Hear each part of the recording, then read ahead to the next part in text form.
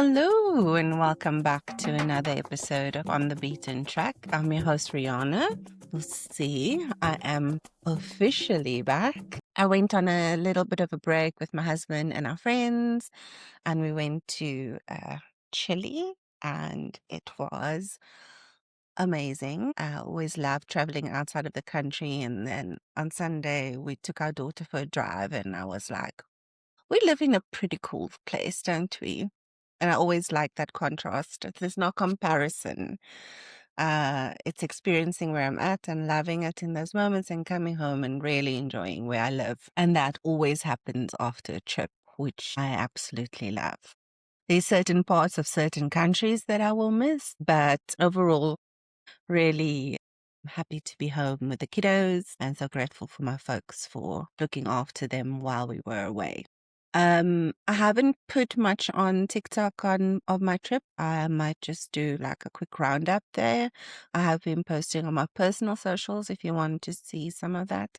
If you're interested, little bits of our trip, it's coming out bit by bit. There was a lot that we did during that 2-week period. And yeah, it's been nice to share different space and get back to South America, which I hadn't been since 2012, which was the year after Enzo was born. That was nice to return to South America. Always want to do more of it, just never really gotten the chance. Before I left, I recorded all the episodes you have been seeing up until now, and just making sure that there was still stuff to view, whereas the last time I went on a trip, I had some issues and I wasn't going to let that happen again. Okay, in the meanwhile, now I'm a week late.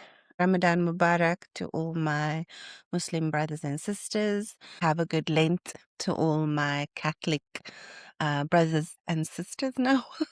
That seems like I'm claiming everybody. I am. To my cousins and my family and everybody that is celebrating Lent. Good luck for your 40 days. So I'm doing recordings while fasting. Yeah, maybe not my best idea, but I will try and not lose too much spit in my mouth and get through it together. I'm already losing my train of thought, and it's been like 4 or 5 days. It is hot, and that heat is forgotten how much it really impacts you. So yeah, adjustment, but I'm feeling a lot better today, so decided to record and get us some episodes out for the coming weeks. Like I said, we started Ramadan last week, and for the first time since 1863, Ramadan, Lent, and the Chinese New Year all were taking place at the same time. Also, depending on which part of the world you were in South Africa, we started the 19th.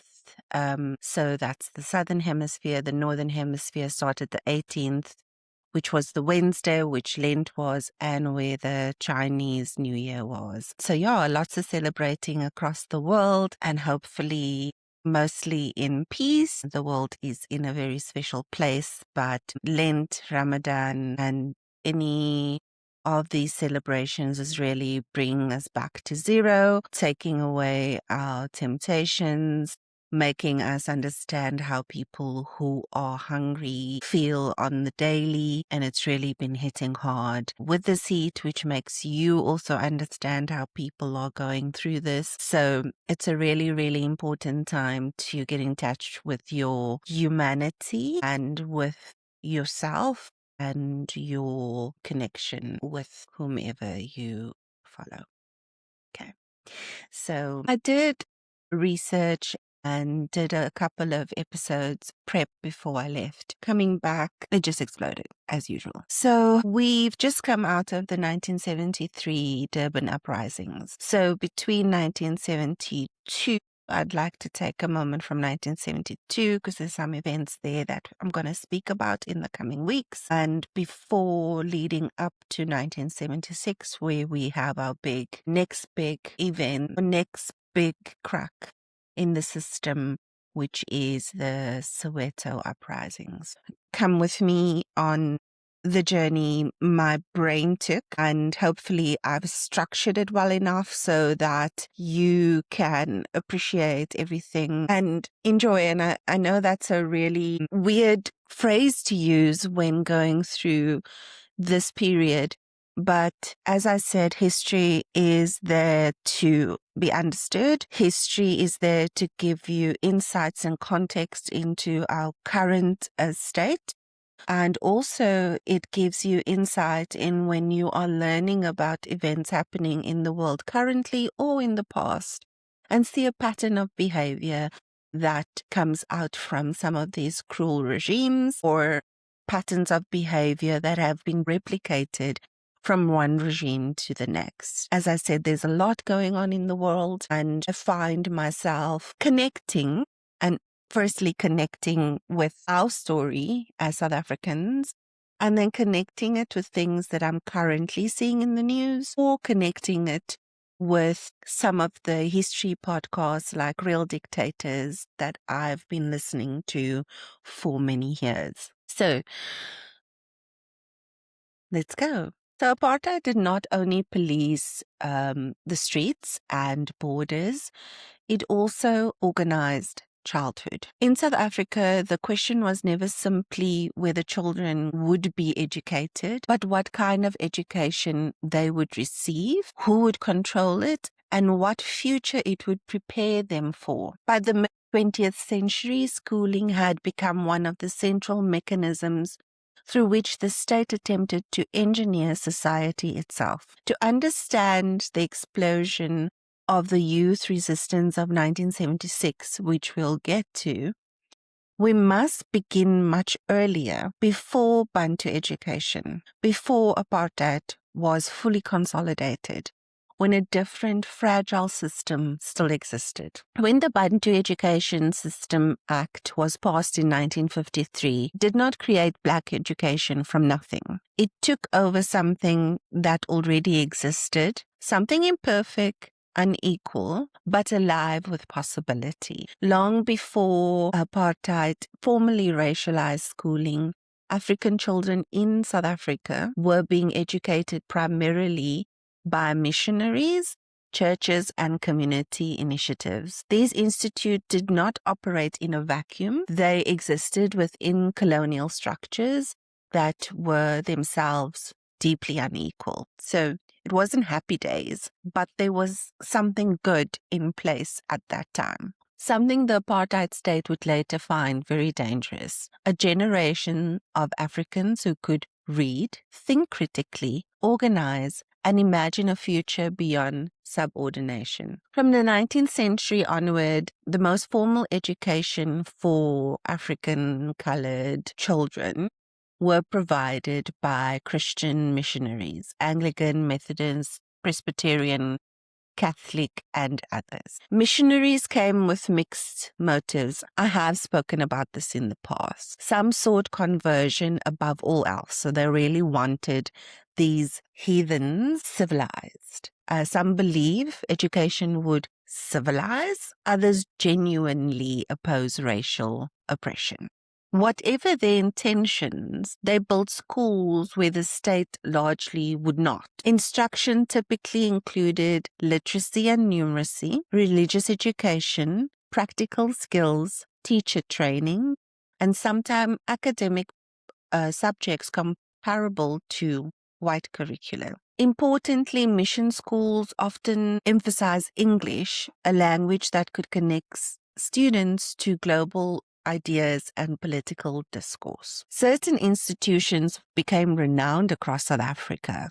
Lovedale Institution in the Eastern Cape, founded in 1841, it produced teachers, journalists, clergymen, and political leaders. Its alumni included figures that would later shape African nationalism and anti-colonial movements across the region. Then we had Headltown Institute, another Eastern Cape institution. It educated many future leaders, including prominent figures in the liberation struggle. In Adams College in Natal, it produced teachers, professionals, and political activists, fostering intellectual life in a region otherwise constrained by segregation. For families, education represented hope. Still does today.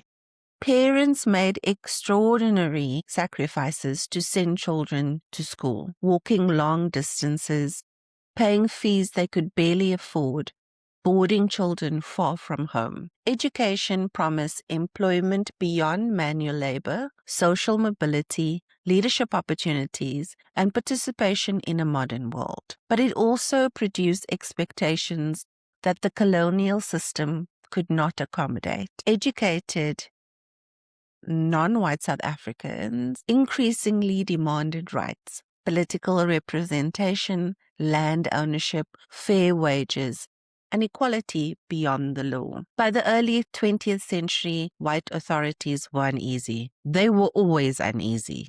I think some of them still are. Mission schools were not under direct state control. Influenced by international church networks, their graduates were becoming politically articulate. Some officials concluded that education was producing detribalized natives. So many of this I use in these episodes. Africans no longer confined to traditional roles, yet excluded from white society. Even before 1948, South Africa operated under segregationist policies. Funding for African education was far lower than for white schools. Facilities were inferior, teacher salaries lower, and infrastructure neglected. Yet the mission system retained a degree of autonomy that allowed pockets of quality education to survive. It wasn't great, but there was some greatness in there. Ironically, the limited autonomy helped produce many of the intellectuals who led resistance movements. Teachers occupied a special position. I've spoken about this in the past, about banning orders, people in exiles. It was generally intellectuals that were targeted so that they could not be in contact with other people and educate them politically. The teachers were among the most educated individuals in rural or township communities. It was one of the available paths for education and upliftment, as was nursing, which I spoke about on the Albertina Sisulu episode. The teachers' roles extended beyond the classroom. They were advisors to families, interpreters of government policy, organizers of community initiatives, and cultural leaders. Many became politically activists, forming early networks that would later feed into liberation movements. As I said before, the mission education was not utopian. It operated within the colonial frameworks and sometimes reinforced paternalistic attitudes. Access remained limited and many children never attended school at all. Girls' education lagged behind boys. Rural areas were underserved. Economic hardship forced many students to leave early.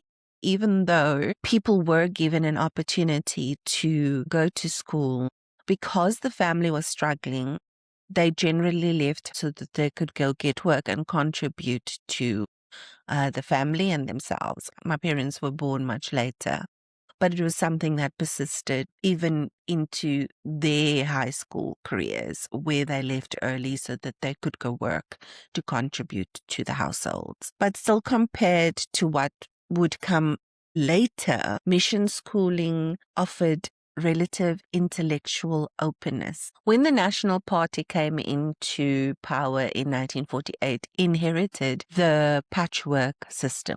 To apartheid planners, it presented a problem. It was inconsistent. It was partly independence, which they couldn't have. It produced political aware graduates.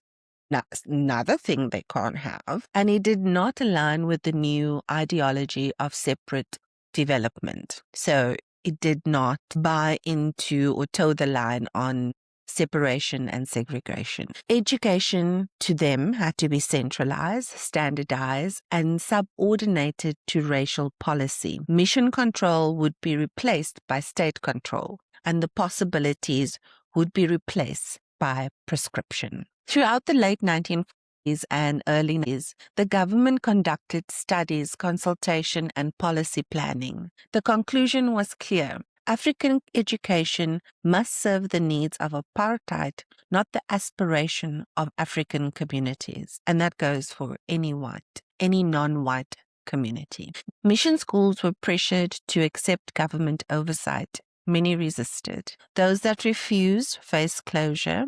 Parents protested. Church leaders warned of a catastrophe. Some communities attempted to maintain independent schools, but the state possessed overwhelming power. When Bantu education replaced mission schooling, it didn't more than change the curriculum. It dismantled an ecosystem, institutions that had nurtured intellectual life, networks of teachers committed to upliftment, and spaces where alternative futures could be imagined. The new system would not merely educate differently, it would educate with a different purpose. And I think we can all guess what that is. 1953, apartheid moved decisively into the classroom. The Bantu Education Act did not merely reform schooling for African children, it replaced an entire philosophy of education with one explicitly designed to enforce racial hierarchy. What had once been a patchwork of mission schools, community initiatives, and limited state provision became a centralized, controlled system aligned with apartheid ideology. Education would no longer be a pathway out of subordination. It would become a mechanism to sustain it. At the center stood our favorite villain, Hendrik Verwoerd, the Minister of Native Affairs and the chief architect of apartheid social engineering. The Bantu Education Act of 1953 transferred control of African education from churches and provincial authorities to the national government. Its stated purpose was administrative efficiency, whatever. Its real purpose was ideological alignment. Verwoerd explained this logic and stark clarity. I think I've said this before, but just to drum home how diabolical he was. Says, the Bantu community must be guided to serve his own community. There's no place for him in the European community above certain forms of labor. Education would reflect that vision. As I said, the curriculum was redesigned to align with apartheid's economic and political objectives. Academic subjects were curtailed. Practical training emphasized manual labor and domestic skills. So students learned basic arithmetic, limited literacy, agricultural work, craft skills, and obedience to authority. History lessons minimize African achievements and emphasize European civilization. And let's not be mistaken, by the time I went to school, it was still emphasizing European achievements, but because I was brought up in that system, it was still there. Civics reinforced tribal identity rather than national consciousness, aligning with the broader policy of creating ethnically defined homelands. Education was not meant to prepare students for participation in a modern industrial democracy.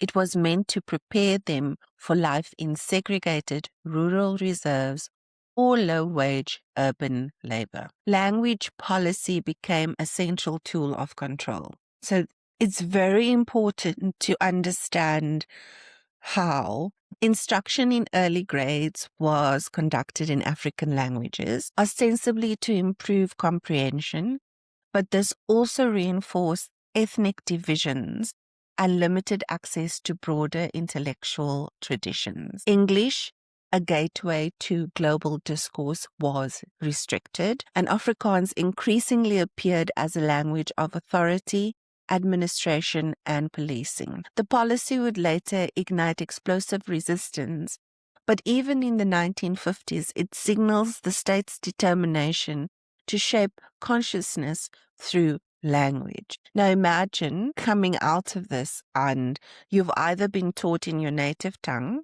which could be Xhosa, Zulu, whatever that is, Now you have to go to higher education where there were, at that point, only English instruction and Afrikaans instruction universities. Now you have to learn something in a language that's not your first language. Imagine how much longer that takes you.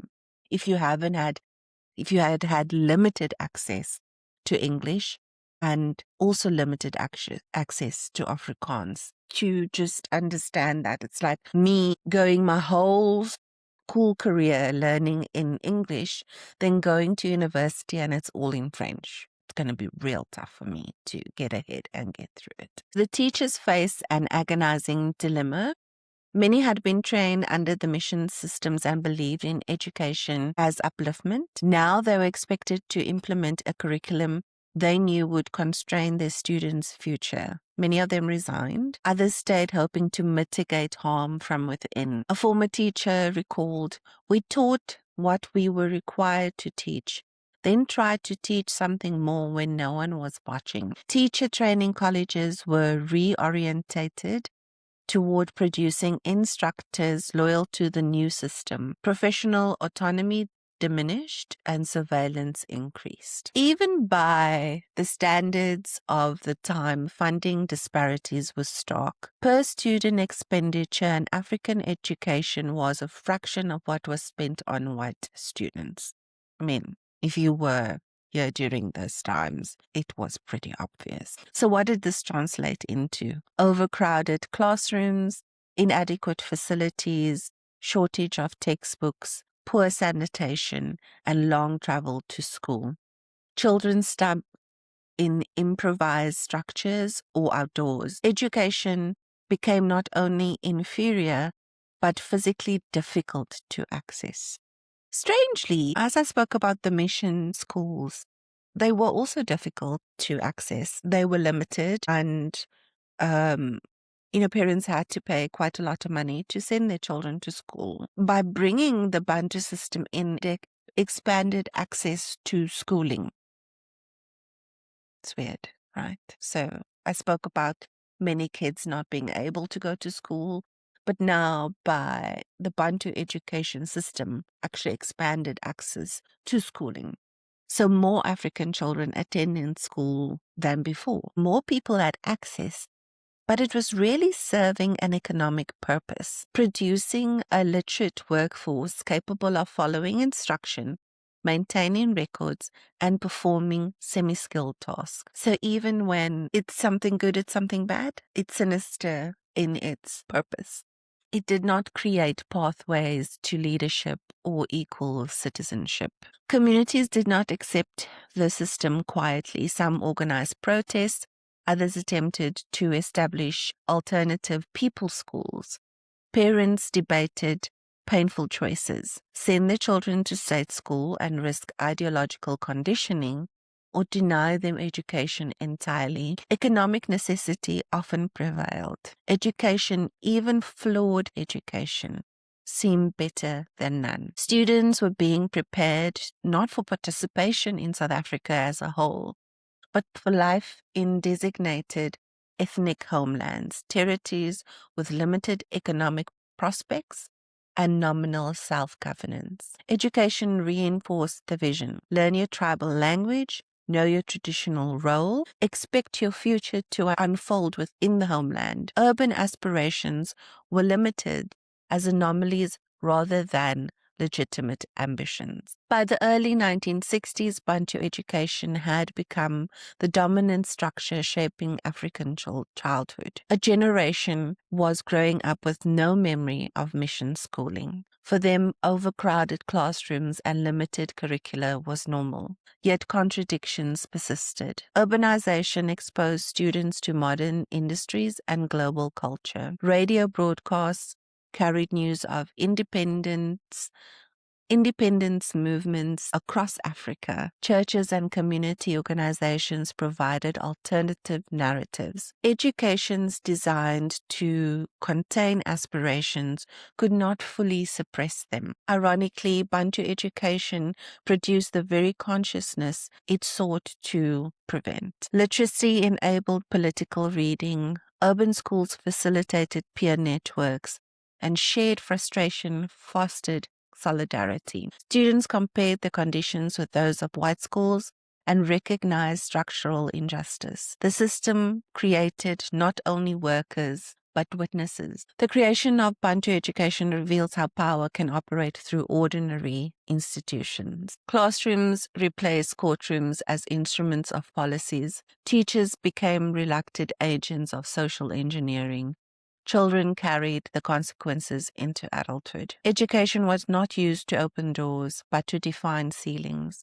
Yet ceilings invite pressure from below. The generation educated under this system would eventually challenge it in boycotts, protests, and uprising that shook the foundation of apartheid. Because even controlled education can produce unintended outcomes, awareness, anger, solidarity, and even hope. And once those took root, no curriculum could contain them. Hi. Thank you so much for listening to the episode up until now. Unfortunately, when I was recording, I was in fasting mode and wasn't really paying attention to how long I was going. And the episode just got way too long. Past the limit I put for these episodes where it would still be palatable and consumable by you guys. So I've decided to cut it off here, and in the next episode we will look at the daily life of a student in the Bantu education system. We would also then look at the comparisons with white, colored, and Indian education systems, which were all separated at that time. So come back, and next week, clearly there was a lot to be learned and a lot to be detailed in this episode. And it was really so important to lay the groundwork to where we end up in 1976. Okay, so thank you for listening.